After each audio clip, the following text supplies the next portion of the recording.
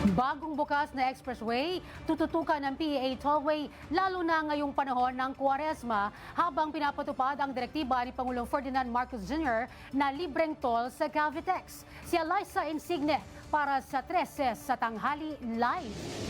Alyssa? Say, buong araw na antabayanan ng PEA Tollway Corporation ang kabubukas lamang na Cavitex C5 Expressway Segment B. Tiniyak ng ahensya na magiging ligtas ang bawat biyahero, lalo na ngayong Semana Santa. 24-hour operation, so nag-deploy ho kami ng ating mga traffic enforcers. Yung toll expressway natin, meron po mga CCTV yan. We also have our customer service. May hotline po tayo dyan na naka-display throughout our toll expressway. Kung sakaling may masiraan sa daan, may inahandang free towing ngayong Semana Santa ang PIATC para sa mga ngailangan nito. At dahil na mainit na panahon, may mga tent din na nakadeploy sa iba't ibang lokasyon ng expressway para mamigay ng tubig at iba pang assistance.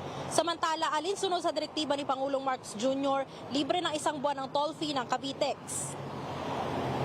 The good news is, 1 buwan libre ang ating toll. Ginawa ho ni Pangulo yan para makatipid po ang ating mamamayan.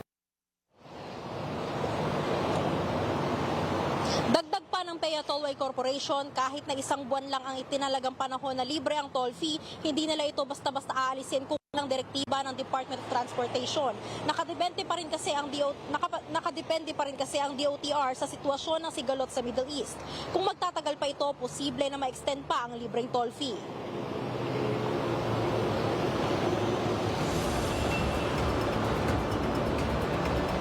Sa ikatuwang, ang Philippine Reclamation Authority at Department of Public Works and Highways, inaayos na rin ng PEA-TC ang right-of-way ng ibang mga daan na sakop ng Cavitex para mas ang kalsada. Ayon sa Philippine Reclamation Authority, patunay lamang ang Cavitex sa mga proyekto ng administrasyon ni Pangulong Marcos Jr. para sa mga mamamayan. Say?